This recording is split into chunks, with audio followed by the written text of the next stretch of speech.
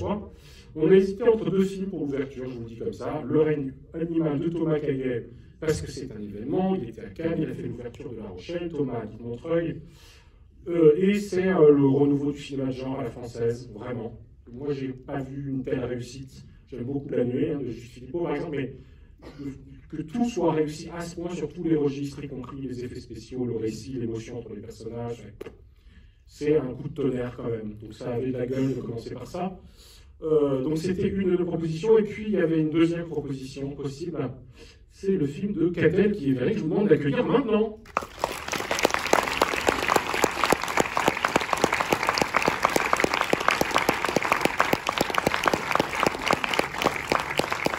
Je vais parler 2 secondes du film avant de te donner la parole pour le présenter. Et dans ce film-là, il y a des choses qui nous paraissent extrêmement salutaires dans la perspective du cinéma français. D'abord, il y a un rapport assumé à un genre qu'on aime beaucoup et qui est souvent décrié, y compris parce qu'un adjectif qui semble le disqualifier. Ce genre, c'est le mélo. Voilà, c'est un film qui dialogue avec les règles du mélo et qui le fait de façon extrêmement intelligente. Ensuite, il y a une ambition très forte qui est de couvrir une période historique assez large et d'emmener les acteurs et donc les spectateurs dans cette espèce de traversée du temps. Et cette ambition-là nous paraissait extrêmement intéressante, productive. Ensuite, se coltiner la question du film d'époque, c'est toujours casse-gueule dans le cinéma français. Il y a de mauvais souvenirs de films qui ratent ça, qui sont très très vite poussiéreux. Ce film-là n'est pas 2 secondes. Et ensuite, au-delà même du rapport à l'histoire, il y a quelque chose qui est extrêmement fort sur où on en est aujourd'hui, de façon très très présente, de la liberté en général, de la liberté sexuelle en particulier, du rapport aux règles que la société essaye de nous imposer parfois. Et donc le film nous a paru par ailleurs extrêmement libérateur, donc joyeux en ouverture. D'où la première présence dans ces murs de Catel. Merci d'être là.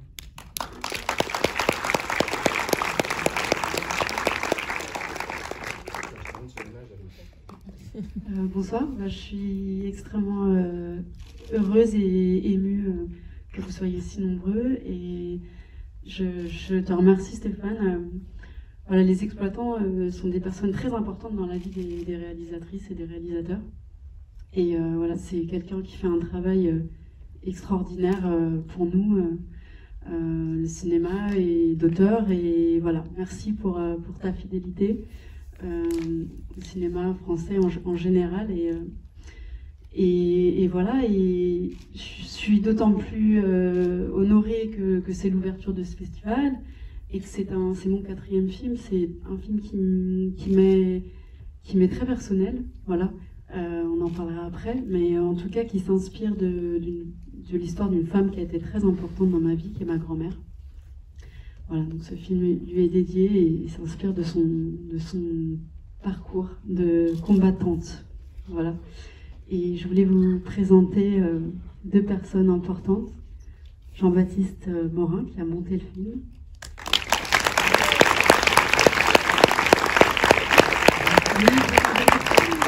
Et Margot, le garde-droit, qui joue dans le film. Voilà.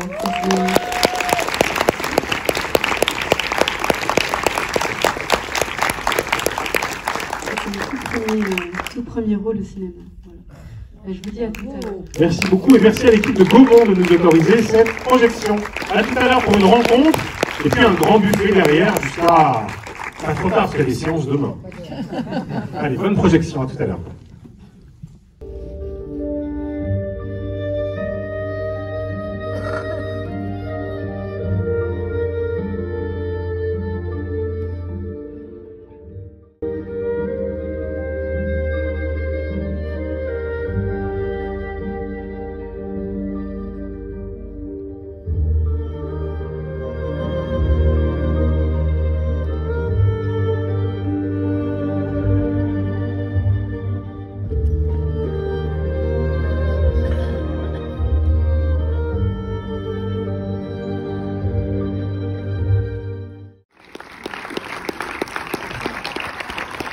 Et Margot pour ce premier débat.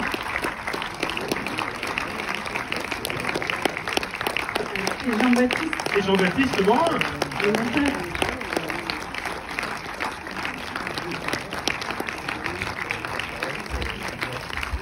On va se mettre là pour qu'on nous voit mieux, pas sur tous deux.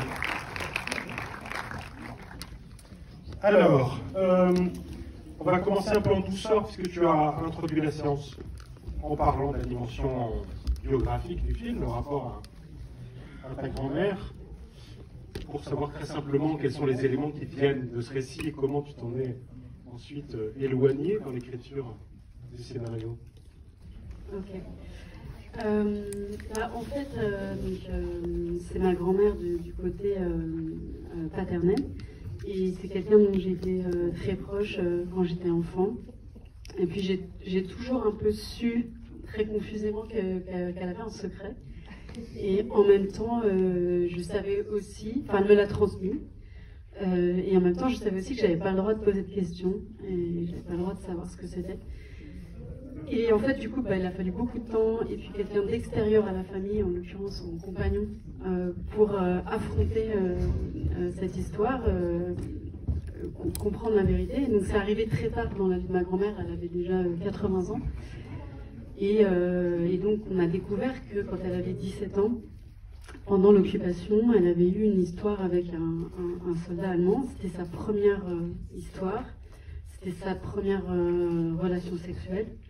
Et elle s'est retrouvée enceinte, en fait. Et alors c'était une histoire d'amour, de ce que j'ai compris. Et quand il est reparti sur le front, il était déjà reparti, et à la différence enfin, bon, je dis à la différence. Bref, en tout cas, elle a appris par retour de lettres, quand elle lui a annoncé qu'elle était enceinte, qu'il était décédé.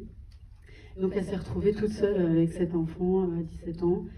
Et donc sa vie a complètement basculé. Elle était d'un milieu très modeste. Et 4 ans ou 5 ans plus tard, elle a fait la rencontre de mon grand-père, qui était d'un milieu social beaucoup plus aisé que le sien. Pas aussi aisé que dans le film, mais quand même plutôt bourgeois. Et sur une plage, comme dans le film. Et cette rencontre a été un peu providentielle. En fait, ça s'est passé très vite entre eux. Et il a reconnu cet enfant. Il a épousé ma grand-mère contre l'avis de sa famille qui était très opposée. Ils se sont mariés tout seuls, comme ça, à la mairie. Et ils ont adopté cet enfant. Enfin, il a adopté cet enfant. Ils ont gardé le secret de cette paternité, en fait, toute leur vie. Voilà. Et puis, cet enfant, donc, c'était mon oncle. Voilà. Après, ils ont eu d'autres enfants, enfin, une petite fille. Donc, voilà, on s'inspire un peu du personnage de Margot. Puis, un fils, qui n'est pas dans le film pour le coup, qui est mon père. Donc voilà, la biographie, elle va jusqu'à cette rencontre et jusqu'à ce mariage. Et après, c'est vraiment un travail d'écriture de fiction totale. Avec Gilles Torrent, mon scénariste, on s'est imaginé la suite. Et pour le coup, ça s'éloigne beaucoup du parcours de vie de mes grands-parents. Voilà, ils n'ont pas de tenue de bar, château, tout ça. Oui, parce que ce secret dans le scénario, tu as choisi de le faire résonner avec un autre secret, c'est-à-dire l'homosexualité du futur époux. Ouais. Qu'est-ce qui t'intéressait dans ce parallèle-là et dans cette trajectoire des deux secrets de chacun des héros et héroïnes des films? En fait, ça part vraiment, je pense, de ma fascination pour le couple de mes grands-parents. C'est-à-dire que je me suis toujours profondément interrogée sur les motivations de mon grand-père, en fait. Comment on peut, à cette époque-là, avec le poids que ça avait, la charge que c'était, d'accepter une femme qui avait ce passé, de reconnaître cet enfant. J'ai lu énormément de choses notamment sur les enfants de Bosch en France et les vies qu'ils ont eues et les douleurs qu'ils ont supportées. Et comme c'était des enfants qui ont connu énormément de violence, de maltraitance au sein même de leur famille, c'était très très compliqué après la guerre quand même d'être un enfant d'Allemand, d'être une femme qui avait une histoire avec l'occupant. Donc pourquoi mon grand-père avait accepté de porter tout ça et de cacher tout ça, et je pense que voilà, l'hypothèse de l'homosexualité de mon grand-père n'est pas quelque chose, pour le coup, que j'ai pu prouver ou qui a été avéré, mais qui est une hypothèse personnelle. En tout cas, il y a quelque chose dans le pacte de ce couple qui me fascinait, et c'est de là qu'est partie la fiction, en fait. L'idée de construire un couple qui, à un moment, se reconnaît dans le besoin de survie, en fait, le besoin de se protéger, d'être ensemble pour se protéger d'une société à un moment qui ne veut pas d'eux. Et comment ces deux inconscients presque se rencontrent sur ce pressentiment du secret. Moi, je crois beaucoup dans les rencontres amoureuses en général, les rencontres importantes de nos vies, où en fait il y a un dialogue inconscient qui se joue et qui nous attire en fait. Et là, c'est peut-être sur cette base-là, en fait, c'est deux personnes blessées qui se reconnaissent et qui vont s'inventer, se jeter dans cette histoire, s'inventer une histoire d'amour et prendre le temps en fait de comprendre qui ils sont, de se connaître et traverser des épreuves. Et ce qui nous plaisait beaucoup dans cette idée, c'est qu'en fait ça crée du coup un couple hyper moderne, hyper actuel, hyper atypique. Et ça permet de poser plein de questions sur le couple un peu hors des sentiers battus, quoi. C'est quoi être un couple, en fait? Est-ce que c'est forcément avoir une complicité sexuelle? Est-ce que c'est forcément partager des origines sociales? Est-ce que, enfin voilà, de quoi est fait un couple, en fait? Oui, parce que la beauté du film, c'est aussi que le couple, y compris parce que ça couvre quasiment 20 années de vie, donc il s'y passe évidemment plein de choses, mais c'est traversé par des contradictions, des forces contraires. Il y a à la fois cette question-là de la place du désir homosexuel à l'intérieur du couple, il y a le poids du secret pour la femme, mais il y a aussi des divisions internes entre eux sur la question de savoir s'il éprouve vraiment du désir pour elle et jusqu'à quand, puisqu'elle émet à un moment cette remarque-là sur la frustration. C'est pour ça que je faisais écho avec Anatomie d'un rapport de Luc Moulet, Antonetta, Peter Arnaud, tout à l'heure. Mais il y a aussi cette grande scène de dispute autour de la question du rapport à l'éducation, au livre, à la bourgeoisie qu'il souhaiterait probablement qu'elle intègre par un rapport au savoir et à la culture. Voilà. Et en même temps, le film affirme que par-delà ces questions, ces différences, ces tensions, jusqu'au bout, il y aura quelque chose qui survit. Et une des beautés du film, c'est que malgré tout, cette question-là de la culture finit sur la tombe, par les réconcilier d'une certaine façon, puisqu'elle s'approprie la phrase de Stefan Zweig, qui était pour lui une sorte d'emblème et qui devient du coup une sorte de symbole du message du film. C'est pas vraiment une question, j'en suis complètement conscient.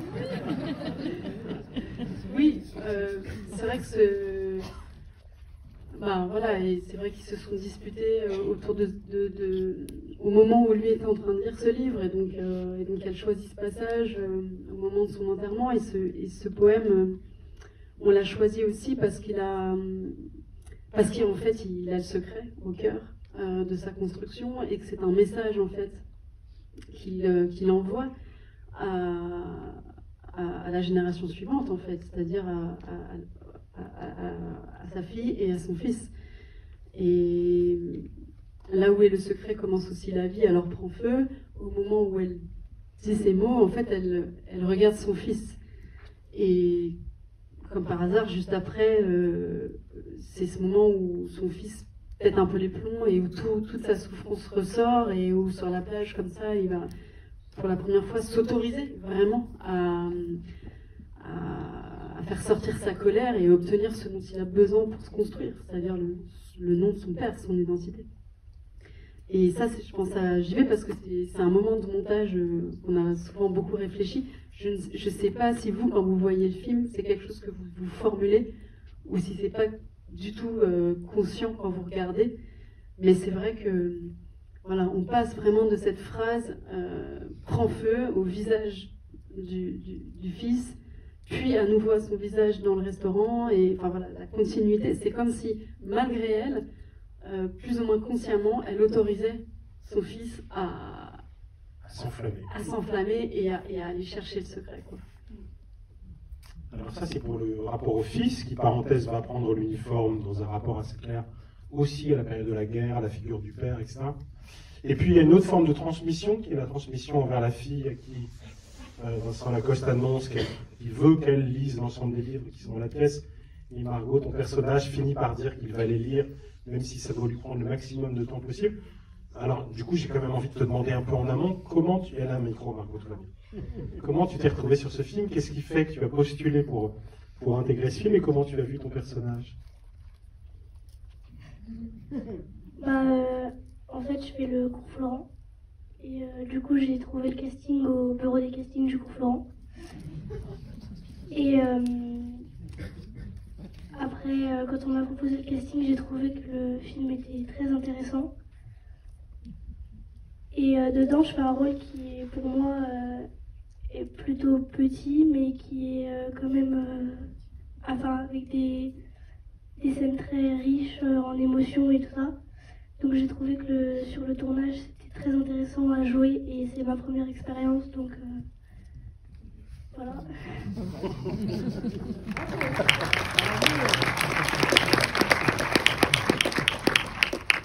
Pour le coup, non, je rebondis juste là-dessus, mais je fais un truc complètement perso, mais c'est le registre, pas grave. Moi, le moment où la fille dit qu'elle va lire tous les livres et qu'elle va prendre son temps, ça dure un peu, pour moi, c'est un des trucs les plus bouleversants du film, parce que la question de la transmission, de la lecture, de qu'est-ce que les enfants retiennent de la culture, on essaie de leur transmettre, etc., est important. Et du coup, c'est moi, le moment où je commence à vriller émotionnellement, je développerai pas par la suite, et c'est ce moment-là, en fait, quand tout à coup la transmission fonctionne. Alors qu'avant, on sentait bien que c'était quand même beaucoup plus tendu, qu'il y avait ce rêve d'être chanteuse, avec une identification plutôt peut-être à la mère, qui a l'air d'avoir un rapport au chant par le biais de ce cabaret, quoi. Et donc en fait, son rôle n'est pas très important numériquement, enfin en quantité de minutes, mais émotionnellement, je pense que c'est un rôle très important, je crois. Oui, elles sont d'accord au premier rang. C'est vraiment pas une place. Je pose une question à Jean-Baptiste et après je reviens sur une question beaucoup plus compliquée pour Catel, comme ça te prépare. Tu n'as pas encore eu de question, Méliès, c'est-à-dire celle que tu ne répondras nulle par ailleurs. C'est la première française du film après Cannes, quand même. On l'a pas mis dans le programme, on ne savait pas en fait que c'était la toute première. C'est beau, non? Ouais, merci. Et on finira par la première française du match, je dis par ailleurs. Oui, Jean-Baptiste, je veux bien poser une question très précise, qui est que le film est réussi à la 3e minute. Non, je plaisante, mais quand même, il y a déjà un tournant, quoi. C'est-à-dire de se dire comment on intègre ces images d'archives, comment on les monte, qu'est-ce qu'on raconte par elles, et comment on bascule de l'histoire à la fiction. Ben, c'est sûr que ça a été un travail, on y a beaucoup réfléchi à ce statut des archives. On s'est posé la question s'il fallait qu'elles soient en noir et blanc, en couleur, comment on allait passer tout doucement vers la fiction, vers notre personnage, vers Madeleine. Donc c'est vrai que voilà, ça a été tout un travail. Qu'est-ce que je peux dire, il y a beaucoup de choses qu'on a enlevées en fait, qu'on a supprimées dans le village parce qu'il y avait eu beaucoup plus de tournage avec d'autres femmes tondues et c'est vrai que c'était vraiment de recibler sur des visages dans les archives pour passer à ce visage de notre fiction. En fait, c'était vraiment ça le travail. Et de passer de la joie de la libération au contre-coup de l'épuration. Je sais pas de compléter. Non, mais je pense que il y a un film de Jean-Gabriel Perriot qui a été super important, que j'ai découvert en fait. Alors le scénario était déjà écrit, donc c'était déjà décidé que le film démarrerait par des archives. Mais quand on a vu le film de Jean-Gabriel Perriot qui s'appelle Eût-elle été criminel, il fait un travail extraordinaire, pareil, de montage d'archives de la Seconde Guerre mondiale, puis de femmes tondues. Donc c'est une proposition qui est différente de la nôtre, mais voilà, qui a été hyper importante pour nous. Et en tout cas, je dirais qu'il y a une communauté de pensée avec ce film qui est de dire comment on va basculer en fait de l'histoire officielle à l'histoire souterraine. Et dans l'histoire d'un pays comme dans l'histoire d'une famille, il y a toujours une histoire officielle et puis il y a toujours celle qu'il faut aller chercher, qu'il faut arracher. Et donc c'est ce trajet-là qu'on a avec Jean-Baptiste qu'on a essayé de construire au montage. Comment on passe de ces images qu'on connaît tous, des gens au bord de la route qui applaudissent les chars, les baisers, et comment on bascule en fait vers ce qui était aussi la libération, c'est-à-dire un moment horrible où au détour d'une rue on réglait ses comptes, on faisait la loi soi-même, on cherchait des boucs émissaires, si possible féminin. Si possible féminin parce qu'on regagnait sa virilité d'homme perdant, humilié, en cherchant plus petit que soi et donc les minorités et donc en l'occurrence les femmes. Donc il fallait trouver en fait à travers les archives ces points de bascule. Et il y a eu des archives déterminantes pour nous, c'est-à-dire que on a regardé énormément de documentaires sur l'époque et quand on a commencé à découvrir ces images, notamment de baisers forcés, ces femmes qui en fait se faisaient embrasser de force par ces soldats, c'est là qu'on a commencé à voir comment on allait réussir en fait à construire ce qu'on avait déjà prévu. Mais c'est typiquement un moment, nous on a un chemin dans notre tête, au montage, on se dit on voudrait raconter ça, on voudrait passer de ça à ça, et après on plonge dans les archives et on cherche dans les archives quelles sont les images qui vont venir nourrir ce que nous on a déjà en désir de raconter, quoi. Et c'est vrai qu'il y avait aussi, on s'est posé 1000 questions parce qu'il y a des images qui sont très violentes et que la plupart sont des images qui n'ont jamais été vues en fait. On s'imagine assez peu au final que on a des images, la tondue de Chartres et tout. On sait qu'il y a eu des femmes tondues, mais on sait moins qu'il y a eu des femmes qui ont été vraiment torturées, qu'il y a des femmes qui ont été violées, il y a des femmes qui ont été assassinées. Et c'est vrai que nous, dans les images qu'on a là, on connaît aussi les histoires de certaines de ces femmes qui n'ont pas survécu à ces journées et tout. Et donc, qu'est-ce qu'on fait? Qu'est-ce qu'on montre? Qu'est-ce qu'on montre pas? Est-ce qu'on va trop loin ou pas? Donc ça a été aussi émotionnellement pour nous tout un chemin de se dire jusqu'où on va. Alors ces images-là sont très dégradées, notamment les images de fin avec le jet d'eau, mais est-ce qu'on les montre quand même? Est-ce qu'elles vont pas sortir le spectateur de la salle, du film? Et en même temps, il y a comme un devoir de mémoire qui se mêle à ça. Pour nous, c'est vachement important de partir de cette véracité et de se dire, voilà, en fait, prenons la mesure de ces événements parce qu'en fait, ça a été un traumatisme énorme et qui n'a pas encore été bien pensé, bien travaillé, quoi. Et donc, partons de là pour revoir aujourd'hui, à l'aune du mouvement féministe aussi d'aujourd'hui, quoi. Regardons ce qui s'est passé de notre point de vue d'aujourd'hui. Et il y a eu un moment vachement important pour nous au montage, parce qu'il y avait beaucoup de matière, c'est qu'on s'est dit, voilà, quand s'arrête le documentaire et quand démarre la fiction? Et comment on le marque ça? Parce que ça, c'est une question éthique extrêmement importante. C'est qu'on ne va pas faire du vrai avec du faux et réciproquement. Donc comment est-ce qu'on bascule de notre film à ça? Et donc il y a le choix de se dire, en fait, voilà, il y a eu des gens qui ont filmé.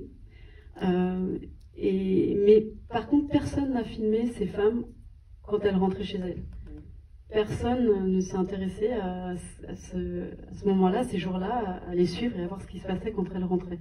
Et ben nous, c'est ça le film en fait. Le film il démarre quand une de ces femmes rentre chez elle. Et c'est quoi le parcours de vie d'une femme qui a vécu un traumatisme comme ça? C'est quoi son histoire affective, sociale, sexuelle après avoir vécu ça? Et voilà. Et donc, on a choisi de mettre le titre et de faire démarrer le son, donc voilà, symbolique du début de la fiction, à partir du moment où elle court pour rentrer chez elle.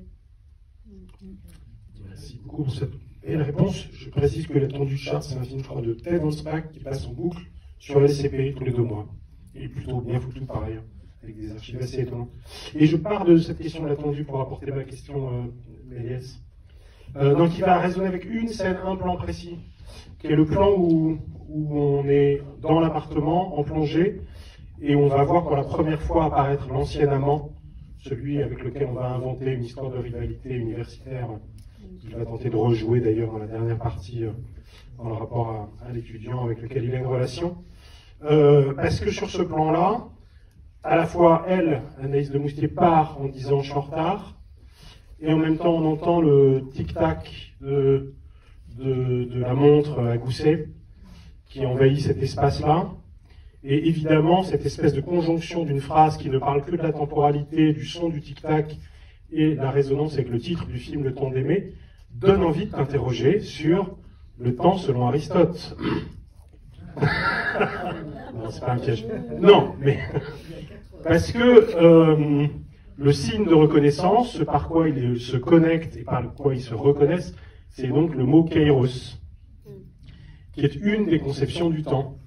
Donc l'instant décisif, le moment où tout peut basculer, qui dans le film est entre autres mis en scène dans ce qui suit immédiatement l'incendie, où tout à coup on se rend compte que c'est là où il faut réinventer sa vie, où il faut ressortir la petite annonce, appeler, aller au plus près des libérateurs américains, etc.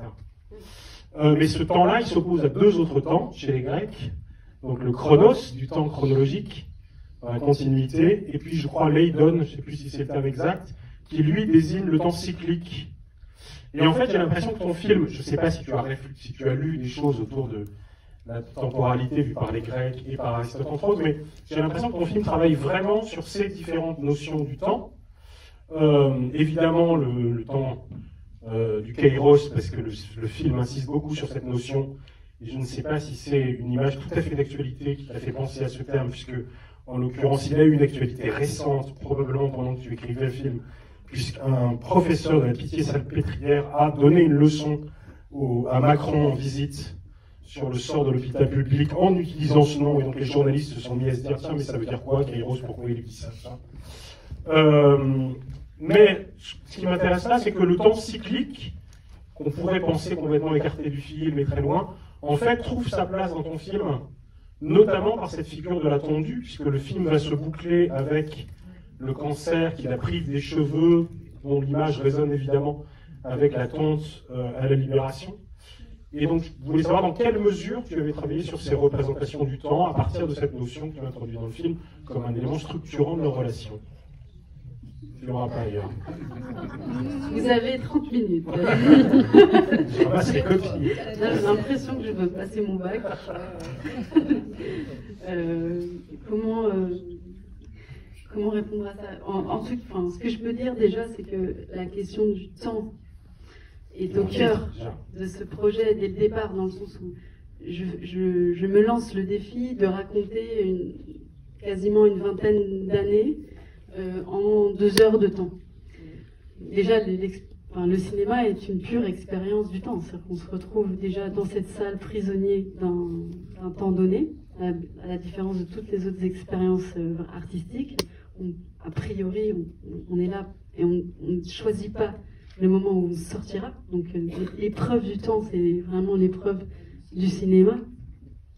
Et comment construire un récit de 20 ans en 2 heures, moi c'est un défi que j'adore, que j'avais déjà que j'avais déjà exploré dans mon film Suzanne. Et donc là j'ai décidé d'y retourner et de déployer davantage, parce que ça me passionne de me dire d'imaginer voir des personnages grandir, vieillir, évoluer, mourir, renaître, et se demander qu'est-ce que je vais mettre dans l'ombre et qu'est-ce que je vais mettre en lumière, qu'est-ce que je vais laisser hors champ, qu'est-ce que je vais montrer, comment je vais rendre le spectateur actif pour qu'il vienne combler les trous qui ne sont pas dans le récit du film. Et du coup, cette question-là de l'ellipse et donc de la construction temporelle du récit, elle induit aussi des moments de pur présent. C'est-à-dire quand est-ce que le temps s'arrête au moment de la fiction et devient un moment décisif. C'est presque la nature en fait de la fresque, de la saga, qui amène en fait à inventer des moments au sein de la fiction de pur présent. Comme en effet ce moment de l'incendie où tout d'un coup on est là, on se dit ok, ma vie est en train de devenir, je bascule, j'y vais pas, on reste ensemble, on se sépare. Voilà, la rencontre amoureuse, c'est ici et maintenant, Kairos, le destin, est-ce qu'on se jette à l'eau? Donc voilà, je pense que ces bascules de destin ont à voir avec le genre de la fresque et aussi le genre du mélodrame. Parce que dans les codes du mélodrame, c'est comme un film qui flirte beaucoup avec ce genre-là. Il y a toujours l'idée que 2 personnages se rencontrent, tous les opposent, ils se jettent dans une histoire et le destin, le fatum est là, toujours pour les rattraper. Donc il y a ce rapport à la course du temps est très présent dans le genre. Donc il y a aussi pour moi un travail autour de ça. Et puis il y a une métaphore du temps que j'ai forcément beaucoup essayé de travailler dans ce film-là, parce que c'est beaucoup un film sur à la fois la tragédie et puis la résilience, quoi. C'est-à-dire qu'il y a un personnage féminin qui a une pulsion de vie énorme, qui va faire de ce traumatisme comment dire, pas une chance, mais en tout cas c'est ce qui va. Elle n'aurait pas vécu ça, elle n'aurait pas eu peut-être pas eu cette émancipation sociale, ce chemin de vie-là. Donc elle en fait quelque chose et elle résiste à tout. Et on a un personnage beaucoup plus tragique, qui incarne plus le genre du mélo, qui est le personnage de Vincent Lacoste, qui lui meurt de son secret. Et donc le temps, c'est aussi le temps qui nous consume, ou au contraire le temps qui nous permet de nous autoriser à vivre. ce temps, c'est le temps qu'elle va mettre, elle, à s'autoriser à aimer cet enfant, à s'autoriser à être mère. Parce que ça, c'est aussi un des sujets hyper importants pour moi dans le film, sur la maternité. C'est de raconter comment, en fait, et je pense qu'il y a sûrement des gens que ça a vachement dérangé, ce rapport entre la mère et l'enfant, parce que c'est un rapport qui est douloureux, c'est un amour qui est empêché, et c'est des représentations qui sont pas faciles à accepter. C'est pas facile de voir une mère aussi dure. Et pour moi, c'est important de raconter comment on peut passer à côté de sa maternité parce qu'on a été traumatisé, parce que cette grossesse, elle la renvoie constamment à sa faute, en fait, à sa honte. Et c'est un enfant de sa honte. C'est ce qu'étaient les enfants de cette époque, qui avaient des pères allemands. Et donc, il va lui falloir tout ce temps pour s'autoriser à lui dire qu'elle l'aime, en fait. Et ça, c'est vrai que c'est un pari aussi de cinéma que de raconter ça. Il y a des histoires qui ne se racontent qu'avec du temps. Et en l'occurrence, celle-là ne se raconte qu'avec du temps. Pourquoi tu choisis boucler sur la figure de la tendue entre Chimio et le... Alors, je sais que ça, c'est quelque chose... Il peut y avoir des spectateurs que ça peut déranger de revoir ce crâne chauve. On est plus ou moins sensible à la symbolique de ça. Parce qu'en effet, quand tu disais le temps cyclique, le film travaille beaucoup ça. Il a des rendez-vous, en fait, cycliques. Des lieux qui reviennent. C'est comme dans la vie, parfois, on retourne sur des lieux où on a vécu des choses très fortes. C'est pas toujours une bonne idée. Et c'est pas toujours une bonne idée. Et on peut être débordé par une émotion, comme si on l'avait vécu hier, alors que c'était il y a 20 ans. Et c'est ça que moi, j'essaye de retranscrire aussi par le cinéma. Cet enfant, quand il se retrouve dans cet hôtel où il a grandi petit, il est débordé par une souffrance de l'enfance qu'il n'a pas prévue, en fait, qu'il submerge. Et c'est peut-être aussi parce que tout d'un coup, il a perdu son père, celui qu'il a élevé, que tout d'un coup, le père biologique ressurgit, quoi. Tout ça le déborde. Je sais plus tout ce que je disais, en fait. C'était sur le temps cyclique et la chimio. Ouais, la chimio, pardon, voilà. Et en fait, j'ai pas mal discuté avec des femmes dont les maris étaient homosexuels, des femmes qui ont vécu, qui ont vécu leur vie de famille et tout ça à cette époque-là, ou des récits, des choses qu'on m'a racontées. Donc à cette période où l'homosexualité était vraiment un délit, où c'est quelque chose qui devait être caché, et donc de fait, c'est pas qu'il y avait pas moins d'homosexuels dans les années 50-60 qu'il y en a aujourd'hui, seulement ils étaient tous, la plupart, ils étaient mariés, en fait, et avec des enfants, et il y a beaucoup de femmes, en fait, qui avaient des cancers, qui ont déclenché des cancers, comme si, je sais pas, le lien est peut-être hâtif, mais le fait de porter le secret de ça, de l'autre, il y a quelque chose qui peut-être les avait rongés, enfin, et donc je pense que ça vient de là, ça vient de ces témoignages.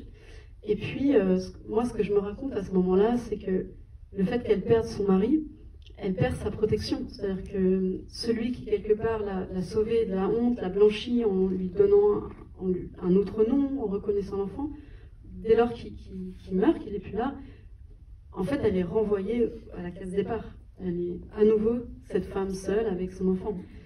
Et là, la maladie arrive, en fait. Et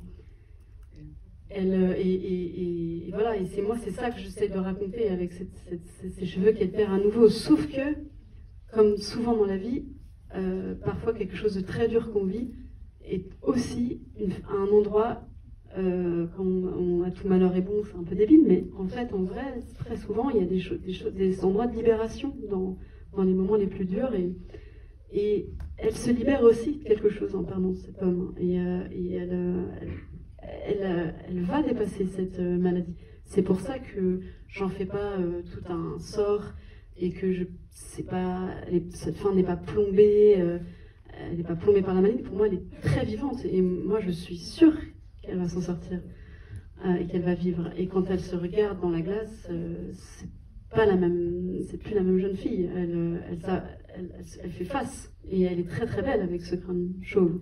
C'est une épreuve de plus, c'est une étape, mais c'est une étape vers la réconciliation, vers de la réparation, vers la vie. Qui pose la première question? Merci beaucoup pour ce très beau film. J'ai deux questions. La première concerne la lettre que Madeleine écrit à Daniel. Et je voulais savoir si vous aviez eu une attention particulière pour la rédaction de cette lettre et comment vous l'avez composée. Et puis, la deuxième question, c'est ce nom du père de Daniel, Matthias Richter. Comment vous l'avez choisi, ce nom? Qu'est-ce que ça veut dire pour vous? La rédaction de la lettre, oui, j'y ai apporté beaucoup de soins. J'ai mis du temps à l'écrire, cette lettre. Je pense déjà que ça s'inspire, pour le coup, de ma grand-mère, parce que quand ma grand-mère a été obligée, en fait, d'avouer ce secret, parce qu'on en avait la preuve, pour elle, je pense que c'était un échec. Elle aurait aimé garder ce secret jusqu'au bout. Et plutôt que de nous parler, elle a choisi d'écrire. Elle a écrit une lettre. Donc je pense qu'il y a quelque chose qui vient de là. Mais ça ne s'inspire pas de sa lettre à elle, mais plutôt j'étais convaincue que l'émotion naîtrait de la dimension factuelle de la lettre. Que cette lettre ne soit pas littéraire ni émotionnelle, mais au contraire presque administrative, quoi. Et que ce mode d'écriture-là pourrait laisser la place à l'émotion du spectateur, justement. Et aussi parce que finalement, ces mots qu'on met sur un passé, en fait, c'est ce que son fils a désespérément eu besoin de savoir, d'entendre toute sa vie. Et nous, en tant que spectateurs, je pense qu'on en a besoin aussi, d'enfin connaître l'histoire, savoir qui c'était, comment ça s'est passé, est-ce que c'était une histoire d'amour, etc. Donc pour que ces mots résonnent, il fallait qu'ils laissent le maximum de place au spectateur. Donc il fallait que ce soit extrêmement sobre. Oui, c'est un moment cathartique pour Daniel, mais je pense aussi pour Madeleine qui a écrit cette lettre. Bien sûr, c'est une libération énorme pour elle que de enfin s'autoriser à mettre ça sur du papier et à le donner. Ouais. C'est sûr que c'est par là aussi que va passer la guérison, c'est sûr. Qui pose la petite dernière? Ah, Matthias Richter. Matthias Richter. Oui. Je sais pas. Matthias, parce que c'est un prénom qui est français, mais qu'on trouve aussi beaucoup en Allemagne. Et Richter, je crois que c'est Gilles, mon scénariste, qui a choisi Richter. C'est un musicien, ouais. Mais est-ce que c'est pour ça qu'il l'a choisi? Je ne saurais pas dire. Je sais pas. Une autre? Une dernière? Ouais.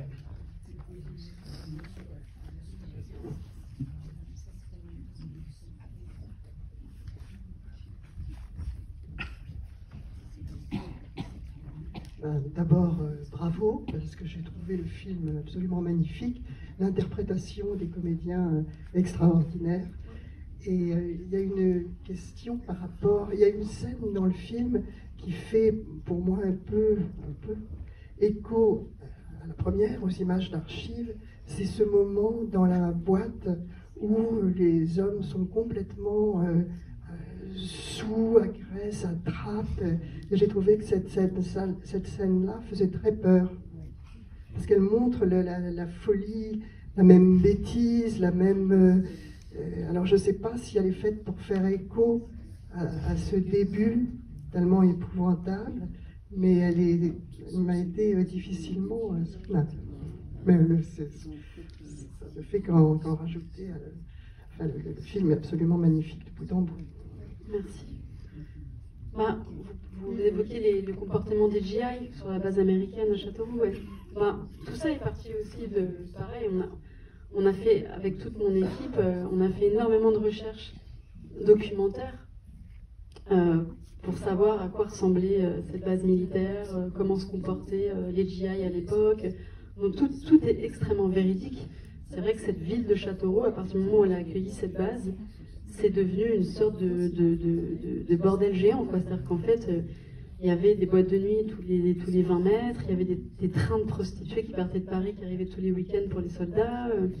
Comme à l'époque, il n'y avait pas de licence pour ouvrir un bar, bah, les gens qui ont voulu se devenir riches, se faire de l'argent, ont ouvert leur propre maison en mettant bar dessus, et puis c'était parti, et ils ont fait fortune comme ça. Enfin, il y a plein d'histoires très romanesques, assez dingues dans cette ville, liées à tout ça. Et c'est vrai que le comportement des soldats de l'époque, c'est comme quand on se renseigne un peu sur le comportement, en effet, des soldats américains au moment du débarquement. Hein.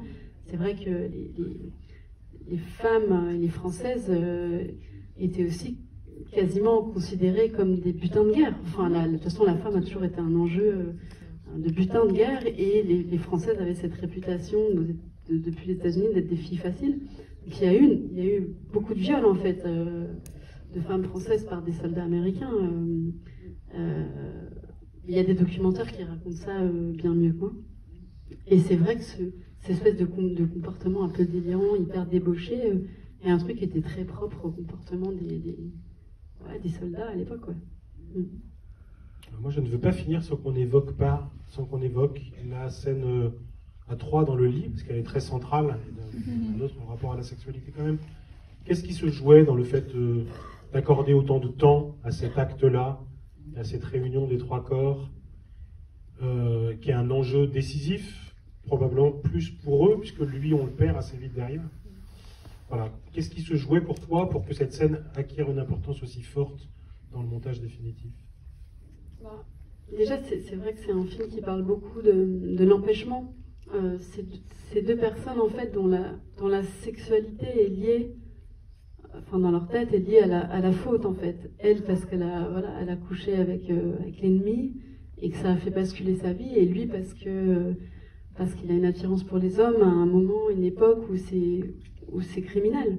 Donc leur sexualité, je pense, est très coupable, profondément en eux. Et en fait, quand ils comprennent ça l'un de l'autre et qu'ils commencent à s'apprivoiser, il y a ce moment, cette rencontre où ils tombent amoureux de la même personne finalement. Et moi, ce que ça me raconte, c'est que c'est une sorte de moment d'Éden où ils se disent qu'il y a peut-être quelque chose de possible à 3. Qu'en fait, ils vont réussir à combler leur frustration, leur manque, et à vivre leur histoire d'amour à travers ce trio.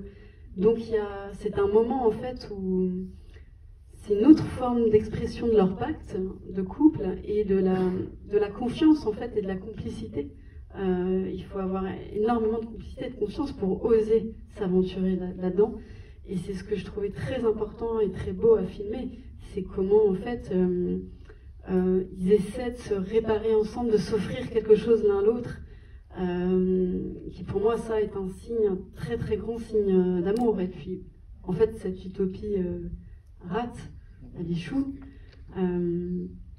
mais en fait pour moi le sexe au cinéma c'est toujours compliqué parce que c'est dérangeant, et puis surtout on se dit pourquoi filmer le sexe. Pour moi une scène de sexe réussie, c'est soit une scène qui un véritable enjeu dramaturgique, c'est-à-dire qu'elle ne doit pas être pensée comme une scène différente des autres.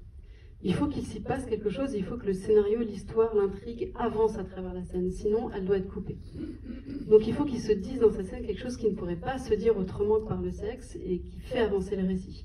Donc ça c'était déjà moi mon enjeu principal, c'est faire saisir quelque chose du couple, de ce qui se passe entre eux et qui ne peut pas être dit autrement que dans cette intimité. Et puis l'autre enjeu de sexe réussi pour moi c'est l'acteur au sens, c'est montrer quelque chose du personnage qui ne peut pas être vu à un autre moment et qui a à voir avec l'abandon. Et ça, pour moi, c'est quelque chose que Vincent Lacoste, par exemple, a réussi à donner dans la scène de la pissotière. C'est que pour la première fois, François, il est complètement lui-même et complètement, je sais pas comment dire, abandonné à qui il est en fait. Et ça, je peux pas le montrer autrement à un autre moment que dans le plaisir sexuel. Et c'est pour ça que je le filme. Sinon, il faudrait que je le coupe. Mais on a accès au personnage comme on ne pourrait pas avoir accès sans cette scène. Bien, merci, parce que je crois qu'on a eu amplement accès au film, et je connais peu de cinéastes qui parlent aussi bien de leur film au tout premier débat. Merci beaucoup, Catel. Merci, Margot, et merci, Jean-Baptiste. À table, maintenant. Le film sort le 29 novembre. Voilà, si vous avez aimé, vous pouvez en parler autour de vous. Merci. À demain pour la suite des festivités. Oui.